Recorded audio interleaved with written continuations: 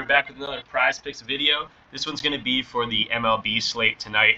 A lot of games going to later in the day. No 1 p.m. games today, so you have time to get these picks in. I want to preface this video. Baseball's been extremely weird the past few days, even up to a week, trying to predict things. You got teams like Boston who have just completely checked out for the year. They look like they want to go on vacation. Players like Devers from there. Verdugo doesn't play anymore practically. But then you have other teams vying for a playoff spot. So first I wanted to jump in and look at the standings. Looks like we have 8 teams that are still, going for a playoff spot or even playoff positioning. Any of these clinch teams I wouldn't mind betting on, again, because of positioning wise. They still have to figure out the seeding. But sorry. But Toronto is one of those teams. They're looking for a playoff spot. Texas, Houston, Seattle, all looking for a playoff spot in the American League. Let's go to the National League. Miami, the Cubs. I think Cincinnati's technically, mathematically still there. And then Arizona here.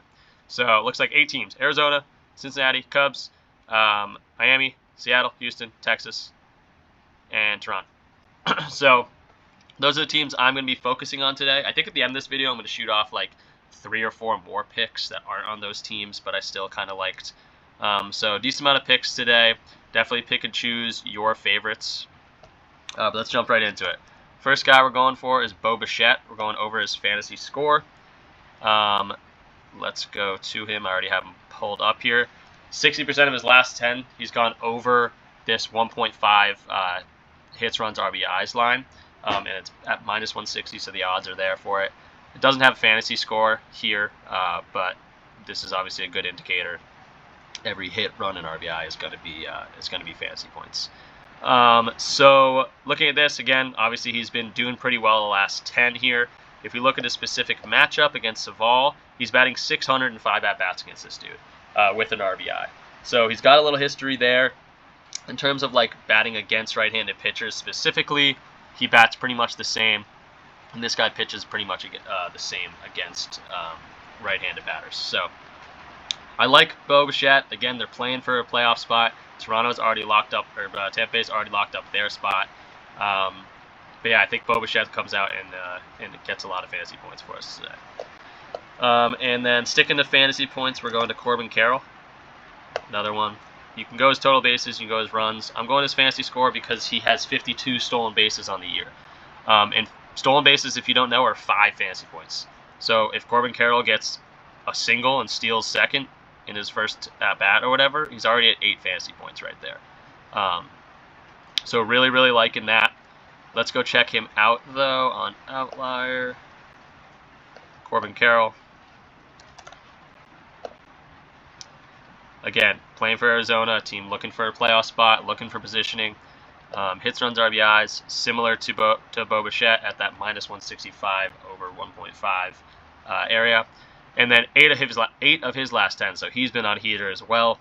In terms of his matchup against JP France, he doesn't have a specific one. And then if we look at his batting average against right-handed pitchers, it's about the same because you see mostly righties in this league. And then the batting average against in terms of left-handed batters, because Corbin Carroll is, JP France pitches a little bit better, but not much. But again, playoff positioning is huge. Corbin Carroll is is the leadoff hitter, so he's going to get a decent amount of opportunities. And yeah, really liking this. 8 of the last 10, he's gone over this line. So I think, again, it's not just hits, runs, RBIs, but those are all fantasy points. So like to see Corbin Carroll. He's been on a heater. I think actually we can check. I think he's gone over this line.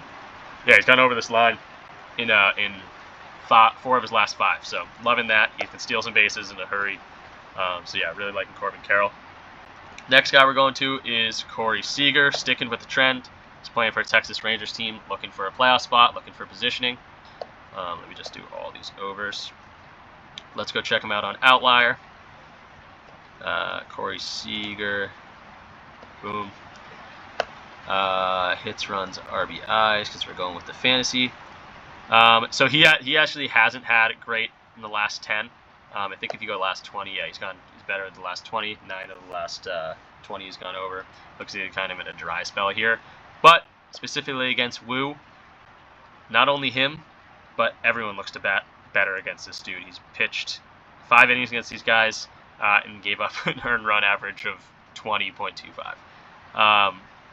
They are playing a Seattle team that's also looking for a playoff spot.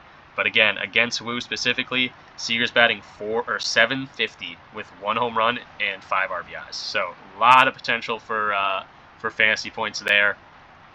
So really liking that. And his hits, runs, RBIs is actually at 2.5. So even more of an indicator that he's looking for that over on fantasy score. And then from there, we can look a little bit more into him. 339 average against right-handed pitchers, and then Woo actually gives up worse against right-handed or left-handed batters. So 295 and 333, both great averages on top of everything else. So Seager, I'm really liking. This one you can take if you want or not. I seem to think that they will work off each other. Again, if Corey Seager, I forget who bats first in the lineup, but they're right around near each other. If Semien or Corey Seager hit each other in, that's an RBI for one of them, and it's a run for another one of them. So these could kind of work together. Let's go check out Semien. We don't even have to look at his page specifically. He's batting 750 also against this guy, and he's also hit a home run. So a lot of potential here, especially against Woo early in the game. But yeah, I'm liking both these guys. But if you don't want to do both of them, pick one. Pick your favorite guy. Let's go to the next guy. We're going to Hendricks. First pitcher of the day. We're going to 3.5, and we're going over. We're going all overs today. Let's go check Hendricks out. That 3.5 line obviously looks pretty low when you think about it. But he's also pitching for a Cubs team that's, again, looking for a playoff spot. 6 innings pitched. Looks like he goes the distance. Even just a week ago, he goes pretty far into these games. That's hits. We're looking for Ks. He's gone over this in 70% of his last 10. He's going up against a Brewers team that I don't think is, they're middle of the road in terms of Ks against right-handed pitching. So again, it's not like they never strike out against righties. They're middle of the pack here. And then if we look at the head-to-head, the 2 games this year, he's gotten 5 strikeouts and 6 strikeouts. So I think this line's too low. It makes me think, I want to actually look him up live here. Kyle Hendricks, it makes me think maybe they're going to not pitch him very long. They're planning on not pitching him very long. But if I don't see anything about that, most underrated pitcher in Cubs history 3 hours ago. He faces a pivotal start. That's what I was thinking. So I really like Hendricks, 3.5. I don't know why it's so low, but I'm loving it based on the history and based on all these other stats. So I'm liking Kyle Hendricks. I was going to do 5 picks and then kind of tell you some other guys that I like. This video might be a tiny bit longer than normal. But I just saw the hits, runs, RBIs line came in. This just came in as I was filming. And one of them was at 2.5, and the guy that, Judge is at 2.5. Yeah, Donovan Solano. Let's go check him out. This might be my under for the day. Solano. He's on a Twins team that has clinched their division. Again, playoff seeding might be a thing for them. But let's go to hits, runs, RBIs. It is at 2.5. The money is technically on the under, but pretty close. But this was the first thing I saw. 1 of 10 in the last 10 games. So nothing crazy right there. Even when you look at all of the last 20, only 7 of the last 20 has gone over this line. If you look the whole season, he's gone 31 of 130, or 24%. So he is going against a poor pitcher in Blatch, kind of just a bad pitcher in general. 5.59 ERA with a batting average against at 3.50. So I don't know why the Rockies aren't playing for anything. That's probably why. But again, he has a good batting average. He has a good pitching matchup. But 24% on the season, I don't know. It seems too good to be true to me. But for the sake of the video, I want to get 6 picks in there. Some people just, give out 2 picks, give out 3 picks. I like to give out 6 picks. We're not going to go 6 for 6 every time. We're not going to go 5 for 5 every time.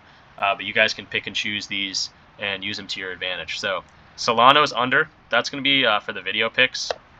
Let's lock that in. 20 for 500. Again, baseball playoffs will be right around the corner. That will be a little bit more interesting with everyone kind of playing their hardest. Some of these Red Sox players have just been making me really angry. I'm definitely avoiding them for the rest of the year.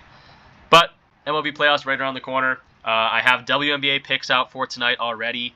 I had CSGO picks out for today also. But yeah, that's pretty much going to do it. There's some 0.5 lines that I will mention real quick.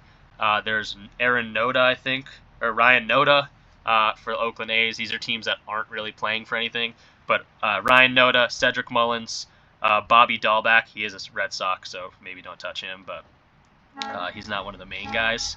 But yeah, I liked those 0.5 lines for bases. I just wanted to mention that if you get to this part of the video.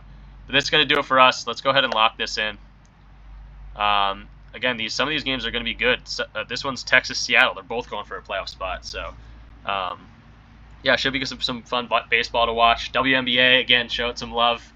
Those are going to be good games today. I'll probably be watching at least the highlights and the box score. But I'll try to turn it on and support the WNBA a little bit. But that's going to do it. Hopefully we make some money tonight. Baseball's been tough, but we're almost at the postseason. And I keep saying every video, NBA is right around the corner. And that's where we're going to make a lot of money. So that's going to do it. Peace out.